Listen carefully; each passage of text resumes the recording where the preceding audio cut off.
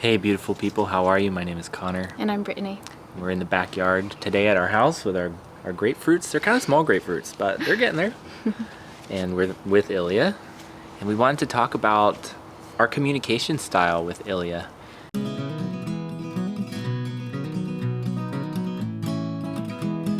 Our membership site is growing and we want you to be a part of it. We have over 100 videos, so many exercises, tons of ways for you to learn, grow, heal, and inspire with us. Come on over and see what it's all about.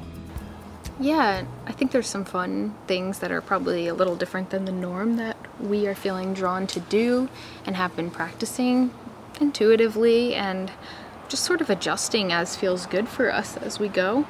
And I think maybe an easy way to describe it is that I think of them as a full human that I want to share my best communication with possible and really see them as having their own experience. Yeah, and we're talking a little bit quieter just because they're, I think, trying to catch a little more sleep.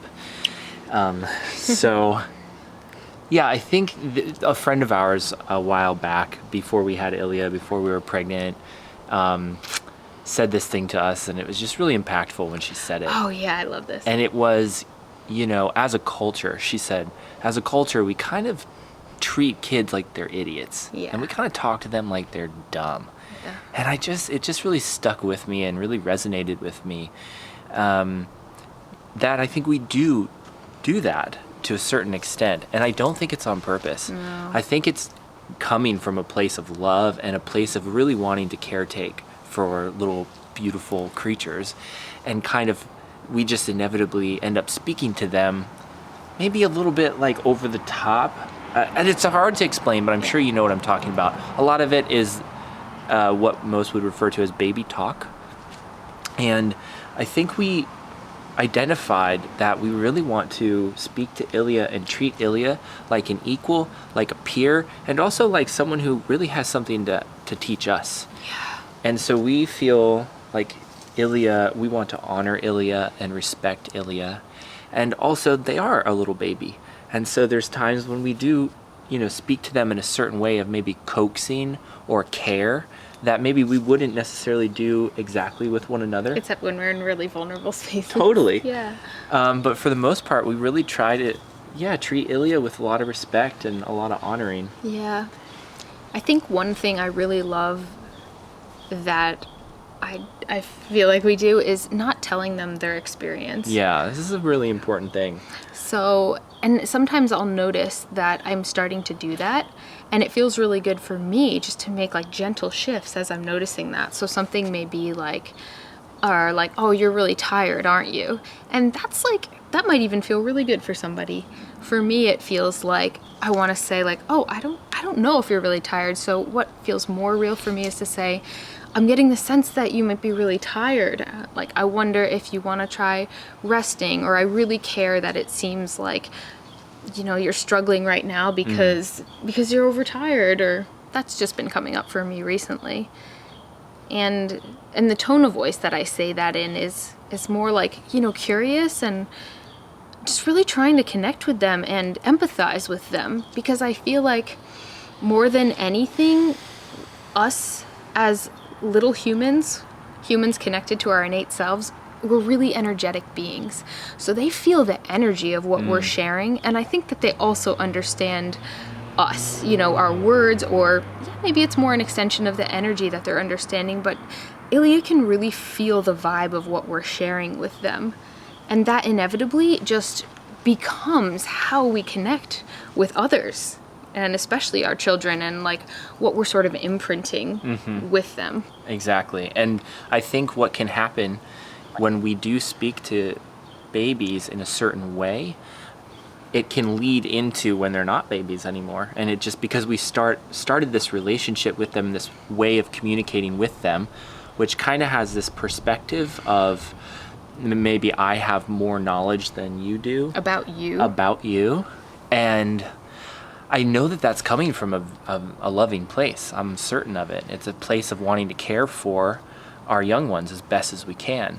But I think what can happen is that type of assumptive relationship can travel with you into areas of toddlerhood, and then like preteen, and then teen, and then even into adulthood.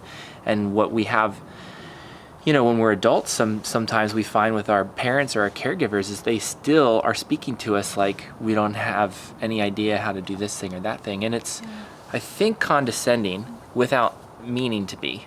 And it's kind of belittling, and it's kind of like infantilizing. And I think right from the get-go, we want to establish a relationship where I truly believe that this beautiful creature has so much to teach me. And if that's the belief that I'm holding in my heart when I take action to communicate or hold them or care for them, I think that they will energetically receive that and know that I believe they are special and powerful. Yeah. I'm not looking at them and saying in my heart, you don't know anything about the world. I'm going to teach you what the world is. There are things that Ilya doesn't know. And there are things that Ilya knows that I totally don't know. Yeah. And so I want to be open to receiving what this beautiful creature has to offer me. And I think in order for me to do that, I need to approach them with respect and honoring, and treat them like the powerful human that they are. And like we all are. Yeah. And this is just another relationship, but we're all in relationship, and I kind of want to approach everyone with that level of respect. It's a little bit easier for me with Ilya because I just find them to be, because I'm in love with them, so like it's kind of easier for me. It's easier for me to see how powerful and impactful they are in my life. Yes. Yeah. And I could talk about it forever. Me I think. too. There's another thing. Can I just say one thing? Please. I think the point, just to sum up what I'm saying, is that I think we all who have been in the lives of little humans do actually feel that way. Yeah. And so it's easy once we tap into that and we bring a little more intentionality into viewing it that way. It's like, it's actually quite a relief to feel them as powerful rather than like you in a place of authority or power over them. Yeah, it feels much more natural to be like learning from one another. Thank you. I love that. You're welcome. I love you. I love you. Yeah, so in a way, that feels like seeing them for their full self, or to the best of our ability. And the other thing I think that feels really important to me is being my full self. And in that way, us sharing how we honestly feel about them. Love that. Yeah, thank you. Yeah, thank you. Thank you. Thank you, Connor. Thank you. And a way that this comes up for us, I think, is, or for me, it's like celebrating things about them I'm genuinely excited about, sharing my genuine feelings about them, and then not feeling like I have to share things that aren't authentic for me. So one thing that we love celebrating is when they poop in it's exciting. The potty. It's so cool. They poop and pee and mostly in their potty. We're barely using a diaper, and Ilya's not even 5 months old. We have a video on EC, elimination communication, which I definitely recommend checking out if you don't know about little ones using the potty at such an early age. And this is actually a whole funny scenario because I feel like we're so excited and parts of me feel like Ilya's like, yeah, like I know. Yeah. I signal to you guys all the time. Like, thanks for catching on. So that's fun, but we're really excited. So we're sharing that excitement. Yeah. And then it's not sharing like just things that aren't true for me. And I think that comes into play usually when like kids are a little older and doing lots of little things and are like, look at me, or like, this relationship forms where they say, look at me, to get this attention for something that we don't actually think is that cool, but we've told them that it was so many times that now they expect that. And Ilya, I think, is just going to have like an authentic relationship with us where we share like, oh, that thing you did, that's so cool. And we validate them for who they are. And they don't have to be anything else to get our attention. We just like being a part of their life, like observing them, like sharing what we think is cool.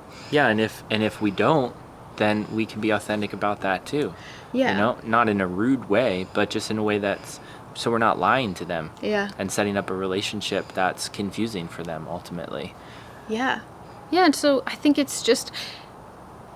this is something that stems from how we were raised, and a lot of us maybe practice inauthenticity without knowing it in our relationships. And this is really a great opportunity to reparent ourselves, see where we're like, see where we are showing up as authentic, and when sometimes we might hear something, and I hear this a lot I notice it with Ilya or in my other relationships where I'll say something and I'll be like, that's not true. I don't feel that way. Why did I say that thing? And then just sort of like going back and reframing what I actually meant to say, which sometimes might be like, oh, I love that you are excited about that in your life. It doesn't mean like I'm excited about it, but I can appreciate your excitement about it. This might be all kind of like a little vague, but I think it... I don't feel like that's vague. Yeah, good. That's a good example. Great. Yeah. We don't really speak to Ilya like a lot of people come up to Ilya, a fair few, and speak to them in a certain way that's confusing to me a little bit.